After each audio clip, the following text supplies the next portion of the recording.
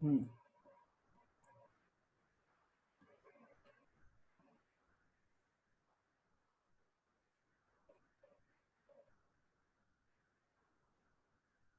इस पेज को मेरे को थोड़ा सा बड़ा करना पड़ेगा, क्योंकि अब मामला बिगड़ेगा। बिगड़ेगा मतलब बड़ा होगा।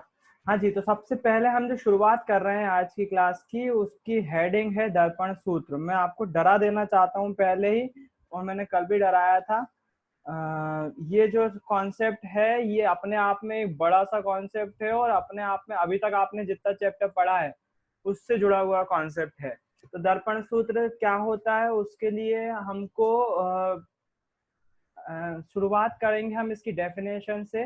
तो डेफिनेशन जो होती है वो होती है, सिंपल सी डेफिनेशन है, कोई ज्यादा टफ नहीं है ना।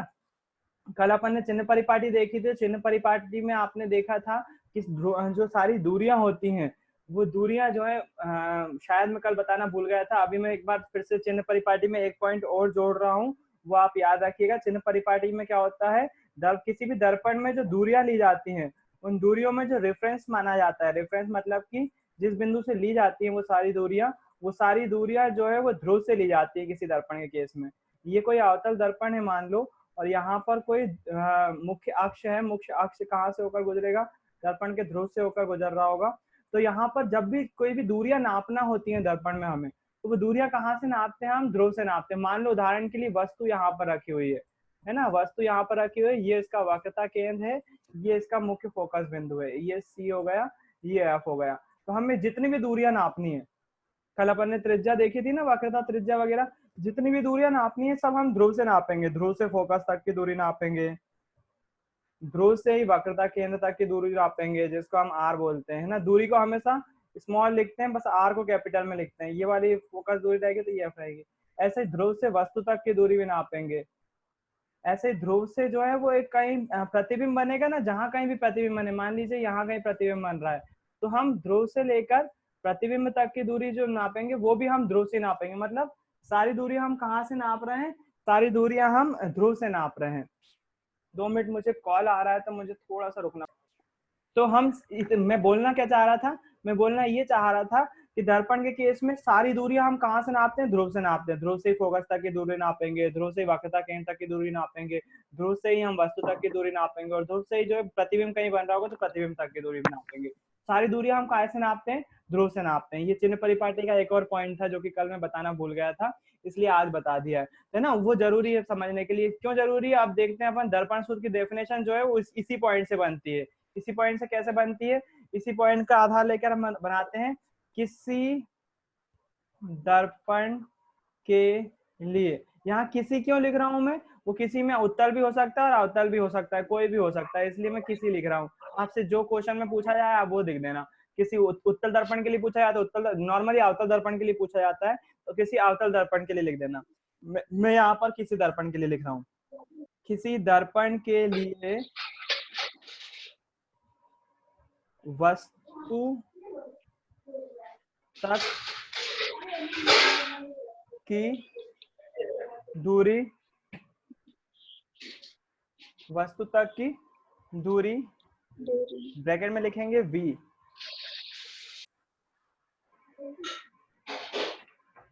सॉरी सॉरी सॉरी, गलती हो रही है। वस्तु तक की दूरी u,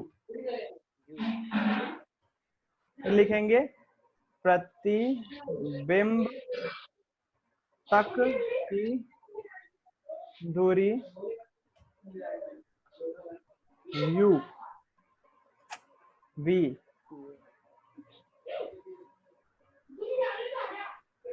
म्यूट कर लो। प्रतिबिंब तक की दूरी v, और भूमि आ गई, और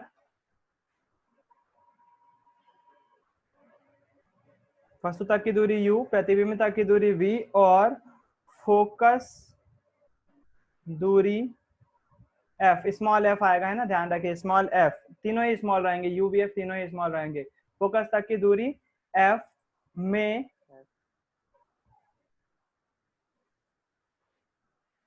संबंध बताने वाले सूत्र को दर्पण सूत्र कहते हैं। इसको आपको याद रखना पड़ेगा कि हम क्या बोलते हैं।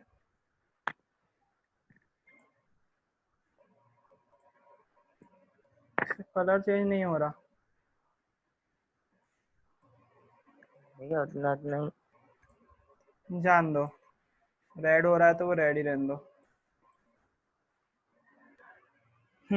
मेरे ख्याल से डेफिनेशन क्लियर हो गई होगी आपको। दर्पण सूत्र किसे बोलते हैं? किसी दर्पण के लिए वस्तु तक की दूरी u, प्रतिबिंब तक की दूरी v और फोकस दूरी f में संबंध बताने वाले सूत्र को हम क्या बोलते हैं? दर्पण सूत्र कहते हैं। और दर्पण सूत्र का फॉर्मूला क्या होता है, मतलब ये कैसा संबंध होता है? वो ऐसा होता है 1/f equals to 1/v plus 1/u। ये क्या होता है? यही होता है दर्पण सूत्र। इसको हम ब्रैकेट में लिख लेते हैं, है ना। दर्पण सूत्र का फॉर्मूला क्या होता है? 1/f equals to 1/b plus 1/u। मेरे ख्याल से यहाँ तक सबको क्लियर होगा। तो यहाँ पर हम क्या करेंगे? यहाँ पर हम सबसे पहले दर्पण सूत्र की क्या लिख लेंगे? डेफिनेशन लिख लेंगे। डेफिनेशन लिखने के बाद ये लिख लेंगे। अच्छा, डेफिनेशन के साथ साथ हमको क्या बनाना पड़ेगा? डायग्राम बनाना पड़ेगा। तो डायग्राम बना लेते हैं एक बार। डायग्राम कौन सा बनेगा? डायग्राम बनेगा अवतल दर्पण से जो हमने दूसरी स्थिति पढ़ी थी ना, वो वाली स्थिति का डायग्राम बनेगा। तो मैंने उसके लिए गोला बनाया और गोले को क्या करा? काट लिया। फिर उसके बाद क्या करा? इसकी बाहरी सतह पर क्या कर ली? पॉलिश कर ली। पॉलिश कर ली। फिर उसके बाद क्या? इसका क्या खींचा? मुख्य अक्ष और मुख्य अक्ष खींचा। तो मुख्य अक्ष कहाँ से होकर जाएगा?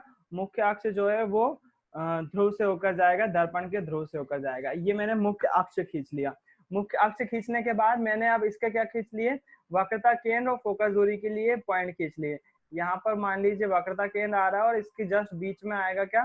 फोकस दूरी। तो इसको मैंने नाम दे दिया C और F। अब मैंने क्या करा? वस्तु को यहाँ रखा, कहाँ पर? अनंत और वक्रता केंद्र के बीच में कहीं रखा। तो आपने शायद पहले भी देखा, ये दूसरी स्थिति में कल परसों बता चुका हूँ क्लास में कि दूसरी स्थिति में वस्तु कहाँ होती है? अनंत और वक्रता केंद्र के बीच में होती है।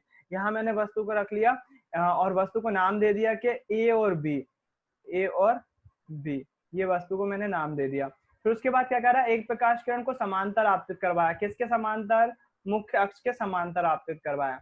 मुख्य अक्ष के समांतर एक प्रकाश किरण आपतित हुई, तो समांतर होने के बाद कहाँ से होकर जाएगी? ये मुख्य फोकस से होकर जाएगी। तो ये मुख्य फोकस से होकर चली गई। दूसरी प्रकाश किरण क्या होगा? प्रकाशिक वक्रता केंद्र से होकर जाएगी। वक्रता केंद्र से होकर जाएगी और उसी माध्यम में कैसे हो जाएगी? वापस लौट जाएगी। वक्रता केंद्र से होकर आई और उसी माध्यम में वापस लौट गई। तो आप देख रहे हो यहाँ पर सी मेरा गड़बड़ हो रहा है थोड़ा सा। तो मैं क्या करूंगा? सी को चेंज कर लूंगा। सी को थोड़ा सा जहां पर काटा है मैंने चीटिंग करके, वहीं पर सी बना लूंगा जहां मैंने काटा है। तो जहां पर वस्तु से काटा है यहाँ पर सी होगा आपका, है ना, जहां पर काटा है। तो एक प्रकाश किरण समांतर आपतित हुई और कहाँ से होकर चली गई? फोकस से होकर चली गई। दूसरी प्रकाश किरण वक्रता केंद्र से आई और सीधी सीधी वापस लौट गई। यहाँ से आई और यहीं से लौट गई, है ना। ये दर्पण से आ रही, दर्पण से टकरा रही। दर्पण को थोड़ा सा बढ़ा दिया अपन ने, छोटा पड़ गया था अपना दर्पण। तो अब उसके बाद प्रतिबिंब कहाँ बनेगा? दोनों प्रकाश किरणें परावर्तन के पश्चात जहां पर प्रतिच्छेद करती है वहीं पर वस्तु का प्रतिबिंब बनता है। मतलब कहाँ पर प्रतिच्छेद कर रही है? यहाँ पर कर रही है, तो वस्तु का प्रतिबिंब कहाँ बनेगा? यहाँ पर बनेगा। इसको मैं क्या करूंगा? इसको बोल दूंगा कि भैया यहाँ पर वस्तु का प्रतिबिंब बन रहा है। उसको नाम दे दूंगा क्या? ए डैश और बी डैश। ए डैश और बी डैश। ये मैंने क्या रखा? इसको प्रतिबिंब को नाम दे दिया ए डैश और बी डैश। इसके साथ साथ इस वाले बिंदु को क्या बोलते हैं? हम P बोलते हैं। और अब जहां बिंदु पे टकरा रहे हैं ना, उसको मैंने नाम दे दिया M, है ना। और नीचे वाले बिंदु को नाम दे दिया N। अगर नहीं भी तो नीचे तो चलेगा, लेकिन हम दर्पण बोलते हैं इसलिए MPN बोलते हैं। आप नीचे नाम नहीं भी दो तो चल जाएगा, कोई दिक्कत नहीं है। ये मैंने बना लिया दर्पण। ध्यान से सुनते जाना, अभी बहुत लंबा टाइम है इसको समझने में। फिर उसके बाद अपन इसको कल फिर से रिपीट करेंगे, आसानी से समझ में आ जाएगा दूसरी बार में। अभी पहली बार केवल सुनते जाओ। अच्छा, आप देखना यहाँ पर जो दूरियां होती हैं वो दूरियां कैसे निकालते हैं या कैसे लिखते हैं? तो वो दूरियां लिखने के लिए मुझे जो है वो एक थोड़ा सा रेफरेंस पॉइंट लेना पड़ेगा।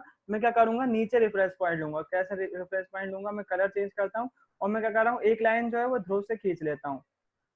ध्रुव से बिल्कुल पतली सी लाइन खींच लेता हूँ यहाँ से, ऐसी, है ना। फिर उसके बाद क्या कर रहा हूँ मैं? ये ध्रुव से एक मैंने लाइन खींच ली, ये लाइन दिखना नहीं चाहिए आपको कॉपी में, मैं केवल समझाने के लिए बना रहा हूँ कि ऐसा आपको ऐसा सोचना है ऐसे, है ना। फिर उसके बाद क्या करना है, मुझे तीन दूरियों में संबंध बताना है। तीन दूरियां कौन कौन सी हैं? पहली दूरी है वस्तु तक की दूरी, तो वस्तु यहाँ पर है ना, तो मैं वस्तु से एक लाइन खींच लेता हूँ। वस्तु से एक लाइन यहाँ पर खींच ली, एक वस्तु तक की लाइन हो गई।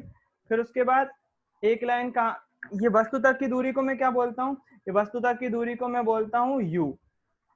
ध्रुव से लेकर वस्तु तक की दूरी को मैं क्या बोल रहा हूँ? यू बोल रहा हूँ। तो मैंने ऐसी लाइन खींची, ऐसे एरो बना लिए और इसके ऊपर लिख लिया यू। फिर उसके बाद क्या करा, फिर उसके बाद मैंने एक, अब दूसरी जो लाइन चाहिए मुझे, प्रतिबिंब तक की लाइन चाहिए। उसके पहले मुझे देखो सी तक की जो लाइन होती है उसके बारे में पता है, उसको क्या बोलते हैं? सी तक की लाइन को जो है कल हम अपन ने बात करी थी, परिधि से लेकर केंद्र तक की दूरी जो है वो क्या कहलाती है? वो कहलाती है वक्रता त्रिज्या। बिल्कुल बिल्कुल, त्रिज्या कहलाती है। आप बिल्कुल सही समझ रहे हो। हमने इसको फिर से क्या करेंगे, एरो बना लेंगे। मैं फिर बता रहा हूँ, जो रेड कलर की लाइन है वो दिखती नहीं है ना, लेकिन मैं आपको समझाने के लिए दिखा रहा हूँ कि भैया ऐसी ऐसी कुछ चीजें होती हैं। तो ये ध्रुव से लेकर वक्रता केंद्र तक की दूरी क्या हो गई? त्रिज्या हो गई। फिर उसके बाद मैं लिखूंगा ध्रुव से लेकर प्रतिबिंब तक की दूरी। ध्रुव से लेकर प्रतिबिंब तक की दूरी, तो ध्रुव से लेकर क्या करूंगा मैं, पहले प्रतिबिंब वाली लाइन खींच लूंगी, कहाँ पर है प्रतिबिंब, ताकि हमको पता चल जाए। तो ध्रुव से लेकर प्रतिबिंब तक की दूरी जो कहलाती है वो कहलाती है क्या? v। ध्रुव से लेकर प्रतिबिंब तक की दूरी कहलाती है v। इसको नाम दे दूंगा मैं v। अच्छा, एक और बचा हुआ है आखिरी, वो है ध्रुव से लेकर फोकस तक की दूरी। ध्रुव से लेकर फोकस तक की दूरी, तो ध्रुव से लेकर फोकस तक की दूरी जो कहलाती है वो कहलाती है f, स्मॉल f, है ना। यहाँ से यहाँ तक मैंने दूरी बताई और इसको एरो बनाया, और एरो बनाने के बाद क्या बोल दिया, इसको बोल दिया स्मॉल f। स्मॉल f, ध्यान रहे ये वाला कैपिटल f था, ये वाला जो था वो कैपिटल एफ था। फोकस बिंदु को कैपिटल एफ से दर्शाते हैं और दूरी जो है वो स्मॉल में आती है। ये सभी स्मॉल है, केवल आर को छोड़ के, आर कैपिटल है। आप चाहो तो आर भी स्मॉल ले सकते हो, कोई दिक्कत वाली बात नहीं है। दिक्कत वाली बात क्यों नहीं है, मैं ले ही लेता हूँ, स्मॉल आर ही ले लेता हूँ, कोई दिक्कत वाली बात है ही नहीं इसमें। सभी दूरियां कहाँ ली अपन ने? स्मॉल में ले ली। ये डायग्राम आपका बन गया। इसमें मेन बात क्या है? मेन बात है ये है कि ध्रुव से लेकर वस्तु तक की दूरी को यू लिखा हुआ है, ध्रुव से लेकर केंद्र तक की दूरी को आर लिया हुआ है, ध्रुव से लेकर प्रतिबिंब तक की दूरी को वी लिखा हुआ है, और एफ को लिखा हुआ है हमने, फोकस तक की दूरी को लिखा हुआ है एफ। तो ये डायग्राम समझ में आ गया। उससे पहले मैं आगे बढ़ूं, अगली स्टेप डेरिवेशन पे आऊं, उससे पहले मैं आपको ये बता दूं कि दर्पण सूत्र की जरूरत क्यों होती है। दर्पण सूत्र की जरूरत इसलिए होती है, मान लीजिए आपके सामने कोई दर्पण रखा हुआ है, मान लीजिए अवतल दर्पण रखा हुआ है, उसके लिए आपको क्या पता हुआ है, इसकी फोकस दूरी पता है कि इसकी फोकस दूरी जो है वो इतनी है। अगर उसकी आपकी फोकस दूरी मान लो उदाहरण के लिए 15 सेंटीमीटर दूरी पर है, तो आप अगर फोकस दूरी आपको पता होगी ना, तो आप इस दर्पण से बनने वाले प्रतिबिंब के लिए सारी दूरियां निकाल सकते हो। जैसे उदाहरण के लिए फॉर्मूला देखो आप, यदि आपको इस फॉर्मूले में अगर आपको दो चीजें पता होंगी, केवल कितनी चीजें? दो चीजें। मान लो उदाहरण के लिए एफ पता है, यदि आपको एफ पता है और बी पता है, तो आप यू आसानी से पता कर सकते हो, है ना। अपन जैसा कि मैथ्स में होता है नॉर्मली, जब हमें दो चीजें पता हो, और जैसे मान लो किसी समीकरण में तीन चीजें दी हुई हो, दो चीज का पता होना बहुत जरूरी है। यदि मान लो उदाहरण के लिए किसी क्वेश्चन में बी दिया हुआ है और यू दिया हुआ है, तो हम एफ आसानी से पता कर सकते हैं। इसका उल्टा भी हो सकता है आपको यू दिया हुआ और एफ दिया हुआ हो, बी पता करना हो, तो वो भी आसानी से पता किया जा सकता है। तो इसका प्रैक्टिकल रिलेवेंस बहुत ज्यादा है इस दर्पण सूत्र का, और जितने भी क्वेश्चन आएंगे ना, बिना इसके सॉल्व होंगे ही नहीं।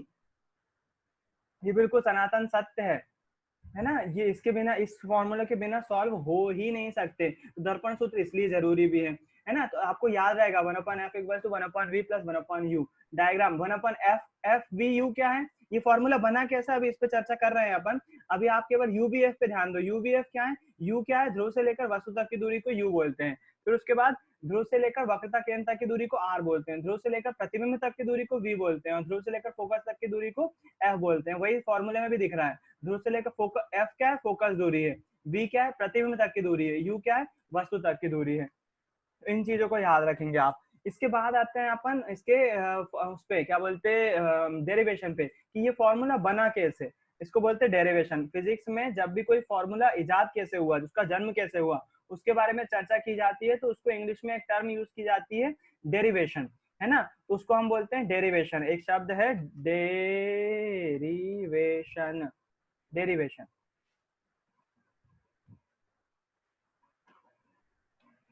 डेरिवेशन। और हिंदी में इसको बोलते हैं व्यंजक, व्यंजक, हिंदी में बोलते हैं व्यंजक। तो डेरिवेशन ड्राइव करते हैं अपन इसके लिए।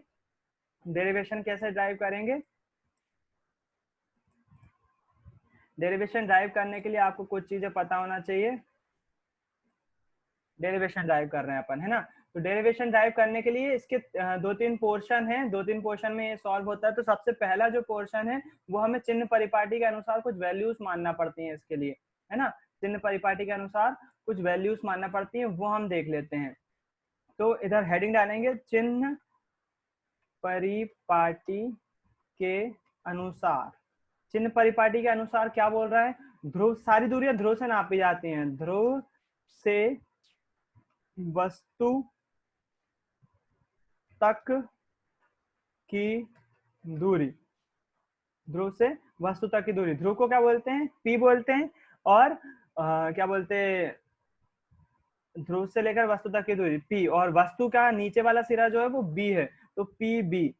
पी बी जो है वो कैसे, कितनी दी हुई है हमको? ध्रुव से वस्तु तक की दूरी, पी बी में क्या होता है मैं समझा रहा हूँ अभी, अभी आप केवल इतना याद रखो। ध्रुव से वस्तु तक की दूरी जो होती है वो क्या होती है? यू होती है ना। इसको यू लिखेंगे। एक बार फिर से यहाँ पर आओ, इसमें स्पेस दे देते हैं अपन, है ना। क्यों दे रहा हूँ स्पेस अभी बताता हूँ मैं आपको। यहाँ पर फिर से अपन अगर इसमें आ जाए, क्या बोलते हैं, डायग्राम में, तो देखो आप, ध्रुव से लेकर यहाँ से लेकर यहाँ तक की दूरी u कहला रही है। तो इसको मैंने पॉइंट वाइज लिख दिया। ध्रुव से लेकर वस्तु तक की दूरी को क्या बोल दिया? पी बी बोल दिया। यहाँ पर ध्यान से देखो आप, p ये है और b ये है, तो इसको पी बी बोल दिया। क्यों बोल दिया आगे आपको समझ में आएगा, बहुत आसानी से समझ में आएगा,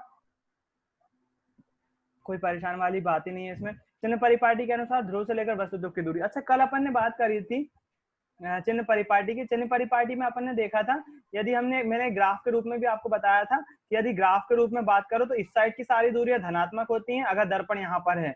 इस साइड की सारी धनात्मक, इस साइड की ऋणात्मक, ऊपर की सारी धनात्मक और नीचे की सारी ऋणात्मक, ऐसा कुछ होता है। कल हमने बात करी थी इस पर, है ना। अगर ये होता है तो आप मुझे बताओ, ये सारी दूरियां दर्पण के इस साइड मौजूद है। ये सारी दूरियां जितनी भी हैं सब दर्पण के, अगर मैं यहाँ पर वो बना लूं, एक्सिस बना लूं, तो सारी दूरियां इस साइड मौजूद हैं, इस साइड मौजूद हैं। तो कैसी होंगी सारी दूरियां? धनात्मक होंगी, सारी की सारी दूरियां। मतलब यदि मैं यहाँ पर ऐसा ग्राफ बना लूं, इसको बीच में ले लूं दर्पण को, और ऐसा ग्राफ बना लूं, तो ये सारी दूरियां इस साइड मौजूद हैं, इसलिए सारी दूरियां कैसी होंगी? ऋणात्मक होंगी, ऋणात्मक होगी, माइनस में होगी। मतलब यू तो होगा लेकिन यू काय में होगा? माइनस में होगा। तो ये बात ध्यान रखना है आपको। चिन्ह परिपाटी में जब आप वैल्यू रखो तो माइनस का यू होगा, ये जरूरी बात है, इंपॉर्टेंट बात है, इसलिए आपको ये जो है याद भी रखना है। अब इसके बाद क्या, दूसरी जो वैल्यू है वो है ध्रुव से केंद्र तक की दूरी, केंद्र तक की दूरी। ध्रुव से केंद्र तक की दूरी, ध्रुव फिर से P है, P से लेकर केंद्र कितना है? C, यानी कि PC। ध्रुव से लेकर केंद्र तक की दूरी PC कितनी? ये क्यों लिख रहा हूं मैं PB PC वगैरह, अभी आपको समझ में आएगा, सब चीजें क्लियर होती जाएंगी। अभी केवल याद रखो, ध्रुव से लेकर केंद्र तक की दूरी PC को हम बोलते हैं R। अच्छा, इस साइड है इसलिए काय में होगा? वो माइनस में होगा, -R। बिल्कुल। तीसरी जो लेते हैं हम, वो लेते हैं ध्रुव से प्रतिबिंब तक की दूरी, प्रतिबिंब की दूरी। ध्रुव से लेकर प्रतिबिंब तक की दूरी, फिर से ध्रुव क्या है? P से लेकर प्रतिबिंब कितना है? B', ऊपर अपन ने डैश लगाया हुआ है ना, तो PB डैश, है ना, डैश यहाँ पर लग जाए, हाँ PB डैश, ये हो गया PB डैश इक्वल्स टू, ये कितना? ये भी इस साइड है इसलिए काय में होगा? माइनस का V होगा इसका रूप। फिर उसके बाद आखिरी जो है वो वैल्यू क्या है? ध्रुव से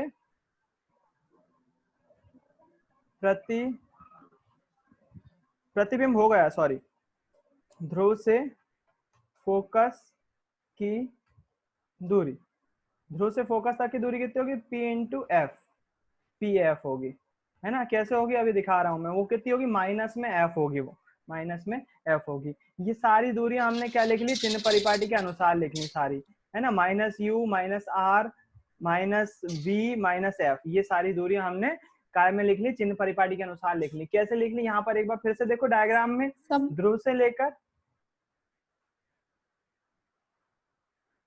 से लेकर वस्तु तक की दूरी माइनस यू, अभी मैंने यू लिखा था केवल, लेकिन वो कितनी है, माइनस यू है। ध्रुव से लेकर वस्तु तक सभी माइनस आएंगी। बिल्कुल सभी में माइनस आएगी, सभी में माइनस आएगी।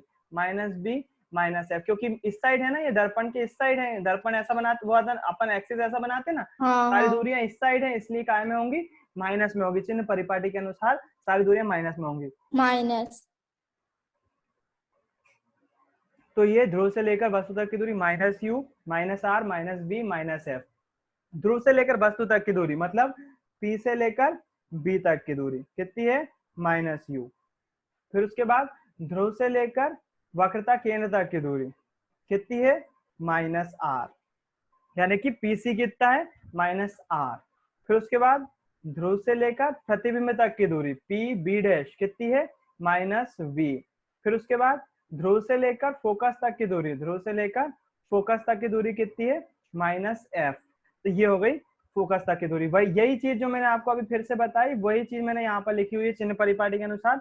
ध्रुव से लेकर वस्तु तक की दूरी पी से लेकर बी तक कितनी है, माइनस यू। ध्रुव से लेकर केंद्र तक की दूरी पीसी कितनी है, माइनस आर। ध्रुव से लेकर प्रतिबिंब तक की दूरी पी बी डैश कितनी है, माइनस बी। ध्रुव से लेकर फोकस तक की दूरी माइनस एफ, है ना। तो इसके जो पोर्शन है, इस दर्पण सूत्र के पूरे पोर्शन है, वो धीरे धीरे आते जाएंगे। अभी ये 3 पोर्शन हो चुके हैं, पहला डेफिनेशन, दूसरा इसका डायग्राम, तीसरा चिन्ह परिपाटी। अब जो चौथा पोर्शन है वो मैथ्स का पोर्शन है। मैथ्स में आपने समरूप त्रिभुज के बारे में कभी सुना है, नहीं सुना होगा मेरे ख्याल से। अगर समरूप त्रिभुज के बारे में सुना है तो बहुत अच्छी बात है, नहीं सुना तो ध्यान से देख लो। कभी भी मैथ्स में हमें जब हम 10 मिनट बाकी है ना, मुझे थोड़ा सा फिर से आप लोग से फिर से याद दिला रहा हूँ मैं, फिर से ज्वाइन कर लेना अगर बीच में बंद हो जाती है स्क्रीन तो, है ना। हो सकता है फ्रेंड्स आप नए हो, आपको पता होना चाहिए 30 मिनट के लिए ये वीडियो चलती है केवल, मुझे बंद करना पड़ती है, मैं चाहता नहीं हूँ बंद करना, लेकिन फिर भी हो जाती है वो बंद। तो क्या होगा, अभी 10 मिनट बाद स्क्रीन बंद हो जाएगी, तो फिर से आपको जो लिंक भेजी है उससे फिर से ज्वाइन कर लेना, कोई दिक्कत नहीं है, मैं फिर से चालू कर दूंगा। तो अब मैं वापस आता हूँ समरूप त्रिभुज पे, कि समरूप त्रिभुज क्या होते हैं। गणित में एक कॉन्सेप्ट आता है समरूप त्रिभुज का। तो समरूप त्रिभुज में क्या, अभी आप 10th में पढ़ोगे ये समरूप त्रिभुज के बारे में, कि समरूप त्रिभुज होते क्या है ना। तो समरूप त्रिभुज क्या होते हैं, अभी साइंस में बेसिकली समझ लो समरूप त्रिभुज क्या होते हैं। जब भी कोई दो त्रिभुज जो है वो चोंच से चोंच मिलाए रहते हैं। चोंच से चोंच कैसे मिलाए रहते हैं, देखो मैं बता के बताता हूँ। ये एक ऐसा होगा त्रिभुज, और एक त्रिभुज ऐसा होगा। दो त्रिभुज दिख रहा है आपको यहाँ पर, एक त्रिभुज जो है वो ये दिख रहा है यहाँ से लेकर यहाँ तक, और एक त्रिभुज ये दिखा रहा है, ये चोंच से चोंच मिलाए हुए हैं ना। जब भी ऐसे त्रिभुज की बात होती है तो ऐसे त्रिभुज का जोड़ा जो है वो समरूप त्रिभुज का जोड़ा कहलाता है, ये कहलाते हैं समरूप त्रिभुज। अगर इसको मैं नाम दे दूं a B c a dash b dash, ये तो एक ही बिंदु है इसलिए इसको सी रहने देते हैं। तो इसमें जो वो होंगे त्रिभुज होंगे समरूप त्रिभुज, वो त्रिभुज कौन से होंगे, ऐसे लिखेंगे त्रिभुज ए बी सी समरूप है त्रिभुज किसके, त्रिभुज ए डैश बी डैश सी के, ए डैश बी डैश सी के, है ना। इसकी खासियत क्या होती है, इसकी खासियत ये होती है कि इसकी सम्मुख भुजाएं आनुपातिक होती हैं। अब सम्मुख भुजाएं क्या होती है वो देखना पड़ेगा। सम्मुख भुजा होती है, जैसे मान लो एबीसी की बात कर रहा हूँ त्रिभुज में, ये वाली जो भुजा है इसकी, ये वाली भुजा, और इस वाले त्रिभुज की ये वाली भुजा, इस वाले त्रिभुज की ये वाली भुजा, दोनों अलग अलग भुजाएं है ना। इसकी भुजा ये वाली और इसकी, ये दोनों सम्मुख भुजाएं हैं। तो इसमें बोला जाता है ये जो सम्मुख भुजाएं होती है समरूप त्रिभुज की, वो आनुपातिक होती हैं। कैसे होती है, पहले अपन सम्मुख भुजा पहचान लें। जैसे ये ए बी है ना, ए बी की सम्मुख भुजा जो होगी, जैसे ये ए बी है, ये ए बी दिख रहा है, ए बी की सम्मुख भुजा कौन सी होगी, ए डैश बी डैश, ये वाली भुजा। ये वाली भुजा कैसी होगी, इसकी सम्मुख भुजा होगी। अगर मैं ये वाली भुजा की बात कर लूं बीसी की, तो ये वाली भुजा किसके सम्मुख होगी, ये वाली भुजा इसके सम्मुख होगी। तो इस समरूप त्रिभुज की जो सम्मुख भुजाएं होती हैं, जो कि आपने देखी कौन कौन सी होती हैं, समरूप त्रिभुज की सम्मुख भुजाएं आनुपातिक होती हैं। ये चीज आनुपातिक कैसी होती है उसको समझो। आनुपातिक मतलब कि जैसे मान लो ये ए बी है और ए डैश बी डैश है, तो जो ए बी होंगी a b divided by a dash b dash, ये इसकी सम्मुख भुजाएं अनुपात में हो गई, एक अनुपात में हो गई। अच्छा, इक्वल्स टू में लगाएंगे इसकी दूसरी भुजा AC डिवाइडेड बाय BC। ये दोनों भुजाएं ना, ये वाली और ये वाली, ये भी सम्मुख भुजाएं, तो ये दोनों भी सेम अनुपात में होंगी। और इक्वल्स टू में हम लिखेंगे BC डिवाइडेड बाय AC, मतलब ये वाली भुजा। ये वाला देखो, ये वाला पेयर देखो, AB, ये वाली भुजा और ये वाली भुजा, है ना, ये वाली भुजा और ये वाली भुजा बराबर है। सम्मुख भुजा। हाँ, इनके अनुपात बराबर होते हैं, बराबर नहीं होती है लक्ष्मी, दोनों में फर्क है। इन सभी के अनुपात बराबर होते हैं। अनुपात बराबर होते हैं मतलब कि यदि मैं इसको 4 सेंटीमीटर बढ़ाऊं तो ये भी किसी ना किसी 4 सेंटीमीटर से अपने आप बढ़ जाएगा, है ना। मान लो उदाहरण के लिए ये अभी 2 है, ये 4 है और ये 6 है ना। और उसके बाद ये भी मान लो ये 2 है, ये 6 है और ये 4 है। यदि मैं इस रेखा को बढ़ाता हूँ, इसको 1 सेंटीमीटर बढ़ाता हूँ, तो ये रेखा जो है वो ऐसी जा रही होगी और ये ऐसी हो जाएगी, तो 1 सेंटीमीटर ये अपने आप बढ़ जाएगा। इसका मतलब होता है कि इसकी जो सम्मुख भुजाएं होती हैं वो कैसी होती हैं, आनुपातिक होती हैं। तो ये आपको याद रखना है कि समरूप त्रिभुज की सम्मुख भुजाएं जो है वो आनुपातिक होती हैं, तो अनुपात में होती हैं ये सारी चीजें। इसके बाद क्या, मेरे ख्याल से समरूप त्रिभुज समझ में आ गया। मैथ्स में और ज्यादा डीप में पढ़ोगे, अभी के लिए इतना जरूरी है आपको। अच्छा, एक और बात, अगर मैं मान लूं समरूप त्रिभुज अगर ऐसे बना दूं, जरूरी तो ना चोंच से चोंच मिलाए हुए ही त्रिभुज समरूप त्रिभुज हो। एक आधार पर अगर 2 त्रिभुज बना दूं, मतलब ऐसा एक त्रिभुज ये बना दूं और एक त्रिभुज ये बना दूं, ये आपको बड़ा दिख रहा है, ये छोटा दिख रहा है, तो हो सकता है इसकी वैल्यू 3 हो, 3 सेंटीमीटर, इसकी 6 हो और इसकी केवल 5 हो, है ना। तो इसकी भी कुछ ना कुछ वैल्यू होंगी। हो सकता है ये 2 हो, ये 3 हो और ये 4 हो। तो ये इसमें अब सम्मुख भुजाएं कौन कौन सी होंगी, इसके नाम देना पड़ेंगे। सबसे पहले तो हमें इसके नाम दे दिए A B C, A dash B dash C, इसके नाम दे दिए। सम्मुख भुजाएं देखो इसकी कौन कौन सी होंगी, ये AB है, तो इसके सम्मुख भुजा ये वाली होगी। फिर उसके बाद अनुपात अलग अलग है, ये AC, हाँ बिल्कुल अनुपात अलग अलग होंगे। ये AC है, AC और AC जो है एक दूसरे के सम्मुख भुजा होगी। मैं सम्मुख भुजाएं पहचानना सिखा रहा हूँ ताकि आपको समझ में जाए। ये BC है, ये BC है। इसमें कैसे लगाएंगे हम सम्मुख भुजाएं अनुपातिक है वाला फॉर्मूला, तो इसमें अगर लगाना पड़ा तो मुझे ऐसे लगाना पड़ेगा। सम्मुख भुजाएं अनुपातिक है मतलब AB की सम्मुख भुजा कौन सी है, A डैश B डैश, तो AB अपॉन लिखूंगा A डैश B डैश के, इक्वल्स टू AC के सम्मुख भुजा कौन सी है, AC divided by A dash C, ये दूसरी भुजा हो गई। तीसरी सम्मुख भुजा कौन सी है, BC divided by B dash C, ये तीसरी सम्मुख भुजा हो गई। तो ये सेम अनुपात में होती है। जैसे मान लो उदाहरण के लिए अब मैं केवल इन दोनों को लेता हूँ, इसके उदाहरण लेता हूँ। मैं मैथ्स में घुस रहा हूँ, हालांकि गलत है, ये घुसना नहीं चाहिए मुझे, लेकिन मैं समझा दे रहा हूँ थोड़ा सा आपको। AB की वैल्यू 3 है, A डैश B डैश की वैल्यू कितनी है, 3, इक्वल्स टू AC की वैल्यू कितनी है, 6, A डैश C की वैल्यू कितनी है, 2। तो इसको हम सॉल्व करेंगे तो ये कितना जाएगा, 2 तिया 6, यानी कि 3/1 आ जाएगा।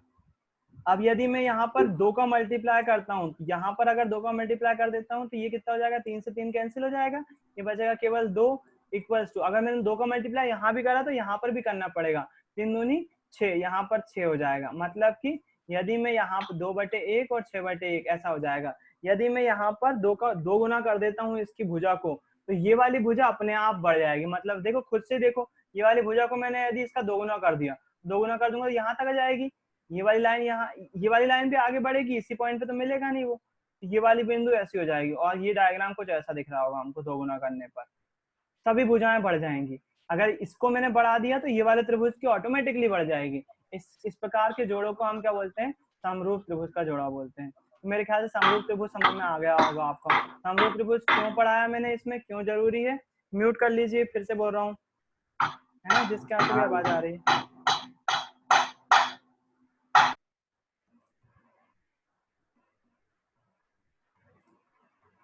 हाँ, बंद हो गई। तो इसमें हमको समरूप त्रिभुज की जरूरत क्यों पड़ रही है, उसके लिए फिर से आपको डायग्राम देखना पड़ेगा। डायग्राम में सबसे पहले इस जो डेरिवेशन की शुरुआत होती है, मैंने आपको ये 3 चीजें तो बता दी। चौथी और मेन चीज, सबसे ज्यादा जो जरूरी है डेरिवेशन में, इसमें वो एक बात याद रखना, वो लिखना नहीं पड़ती है, वो समझना पड़ती है। इस पूरे डायग्राम में इस पूरे डायग्राम में आपको क्या करना है, समरूप त्रिभुज के जोड़े ढूंढना है, दो समरूप त्रिभुज के जोड़े ढूंढना है और उन दोनों को कंपेयर कर देना है। जब भी आप ऐसा कर लोगे ना और फिर उसके बाद उसमें वैल्यू पुट करोगे तो आपके दर्पण सूत्र का फॉर्मूला बन जाएगा। तो आप ध्यान से देखो, यहाँ पर दर्पण सूत्र का जो है वो सॉरी समरूप त्रिभुज का जोड़ा जो है हमको इस फिगर में दिखाई देगा। देखो ध्यान से देखो, मैं दिखा रहा हूँ आपको फिगर में, ये कहाँ मिल रहा है, ए बी सी और M P A D F B D C, ये जो त्रिभुज का है। जोड़ा दिख रहा है, ये देखो ध्यान से, ये समरूप त्रिभुज बना रहे हाँ हैं, हाँ दिख बना रहा रहे होगा हैं। मेरे ख्याल से समरूप त्रिभुज ये वाला। इसी समरूप त्रिभुज को मैं क्या करता हूँ, बाहर लिख लेता हूँ ताकि आपको समझ में आ जाए। तो ये समरूप त्रिभुज मैंने क्या करा, बाहर निकाल लिया और इसको ऐसा बना दिया ताकि आपको इजीली दिख जाए, है ना। ये बनाना नहीं पड़ता है, मैं फिर बोल रहा हूँ, ये वाला डायग्राम नहीं बनाना पड़ता है, जो मैं कलरफुल बना रहा हूँ ना अलग अलग, ये वाले बनाने की जरूरत नहीं है, लेकिन मैं आपको समझाने के लिए बना रहा हूँ ताकि समझ में आए। ये मैंने बना लिया क्या, वही ये वाला जो डायग्राम हमको यहाँ पर दिख रहा है, ये वाला जो त्रिभुज का जोड़ा दिख रहा है, मैंने इसको बाहर निकाल लिया। किस लिए बाहर निकाल लिया, ताकि मेरे को कैलकुलेशन में आसानी हो जाए, मैं कैलकुलेट आसानी से कर पाऊँ। मैंने इसको क्या कर दिया, नाम दे दिया वापस वैसे के वैसे, a B c a dash b dash. तो हम क्या करेंगे डेरिवेशन में, सबसे पहले त्रिभुज, ये जो हमने त्रिभुज ढूंढ निकाला है इस वाले डायग्राम में, इसके लिए इक्वेशन लिखेंगे। उस इक्वेशन को लिखने के लिए क्या, समरूप त्रिभुज ए बी सी और ए डैश बी डैश सी में, ऐसा लिखना पड़ेगा हमको, है ना। समरूप त्रिभुज यहाँ पर बाकायदा लिखेंगे हम, समरूप त्रिभुज ए बी सी व ए डैश बी डैश सी, सी केवल है ना, सी डैश नहीं है, ए डैश बी डैश सी में, ए डैश बी डैश सी में,